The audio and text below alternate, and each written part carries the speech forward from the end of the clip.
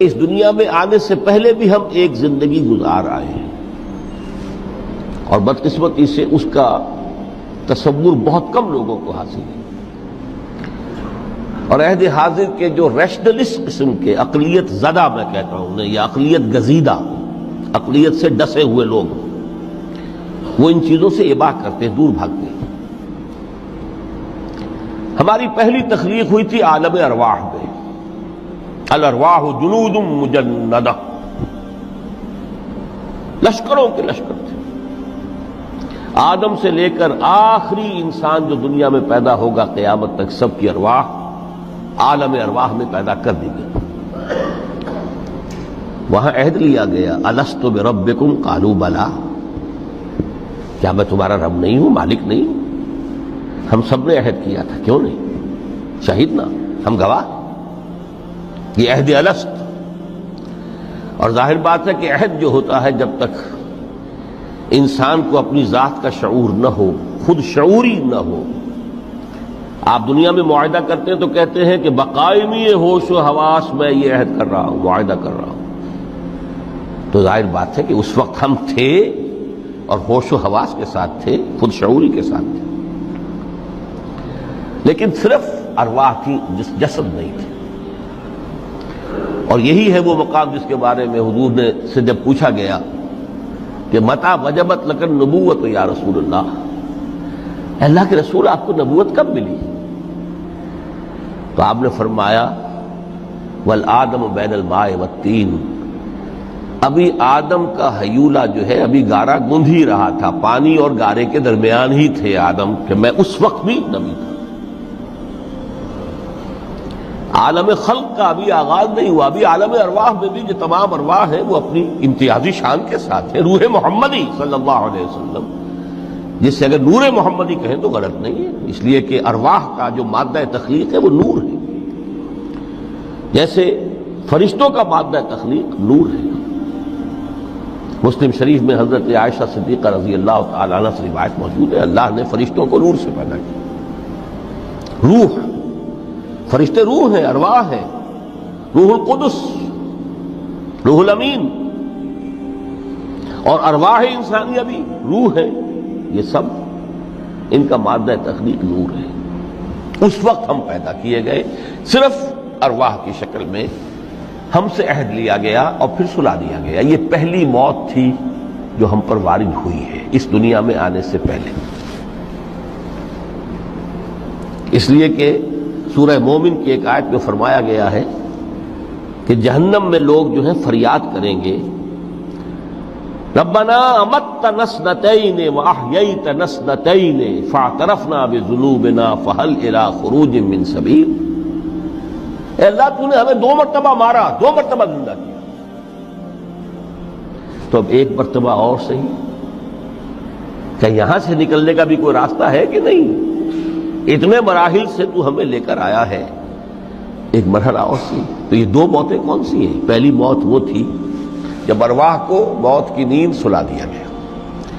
پھر عالم خلق، جسے آج سائنٹسٹ کہتے ہیں، جس کا نقطۂ آغاز ہے بگ بینگ، عالم ارواح اس سے پہلے کی شے ہے، اس تک سائنس نہیں پہنچ سکتی، وہ سائنس سے ماوراء ہے۔ لیکن جہاں سے سائنس شروع ہوتی ہے وہ عالم خلق کا آغاز ہے، بگ بینگ سے۔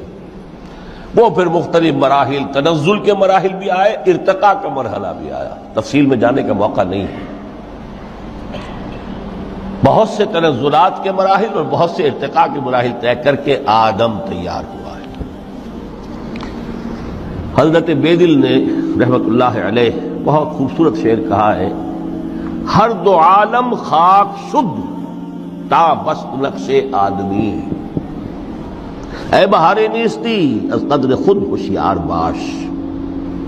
یہ پوری جو بھی کائنات کا جو سلسلہ شروع ہوا، بگ بینگ، اور بہت بڑے بڑے جو ناری کرے تھے جن کی کہ حرارت کا جب تذکرہ کرتے ہیں سائنسدان تو trillions and trillions of foreign height, یہ ان کی اس وقت اس کی جو حرارت کا عالم تھا، لیکن پھر وہ ٹھنڈے ہوئے، کچھ اس میں سے کوئی، پھر خاک کی تہ جو ہے زمین کے اس کرے پر آئی، ہر 2 عالم خاک شد۔ یہاں سے اب آدم کا حیولہ تیار ہوا، تا بست نقش آدمی، اس کے بعد ارتقائی مراحل ہیں، اور پھر آدم کی وہ روح جو کولڈ سٹوریج میں تھی جب وہ لا کر پھونکی گئی ہے، جسد آدم جو ہے وہ مسجود نہیں تھا، مسجود تو تب بنا ہے جبکہ اس میں روح آدم وہ لا کر پھونک دی گئی۔ فَإِذَا سَوَّيْتُهُ وَنَفَخْتُ فِيهِ مِن رُوحِي فَقَعُوا لَهُ سَاجِدِينَ۔ یہاں سے حیات دنیاوی کا آغاز ہو گیا۔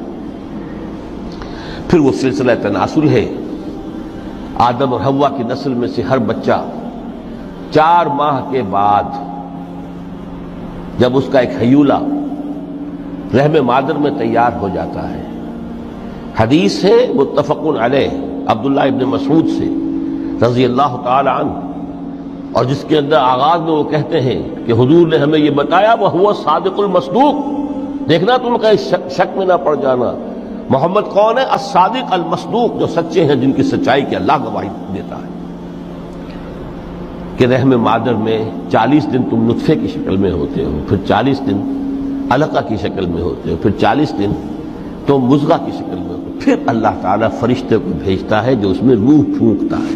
وہی عمل جو آدم کے جسد حیولہ کے ساتھ ہوا تھا، ہر ابن آدم اور بنت آدم کے لیے وہی عمل ہے کہ جو رحم مادر میں 4 مہینے کے بعد دہرایا جاتا ہے۔ یہاں سے حیات دنیاوی شروع ہوئی، پھر موت، یہ دوسری موت ہے۔ اب پہلی موت تو وہ تھی، لیکن دوسری موت یہاں سیپریشن ہو جائے گی۔ جو زمین سے آیا تھا تخلیقی مادہ، وہ جسم میں گیا، زمین میں گیا، گل سڑ کر ختم ہوا۔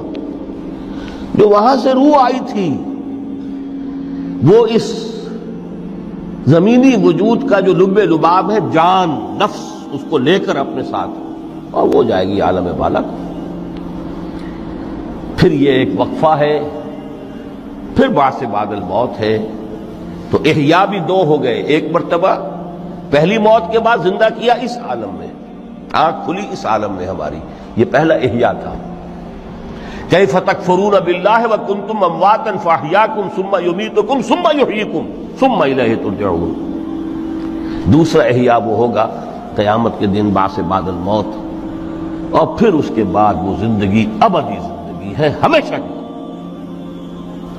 یہ تصور سامنے رکھیے۔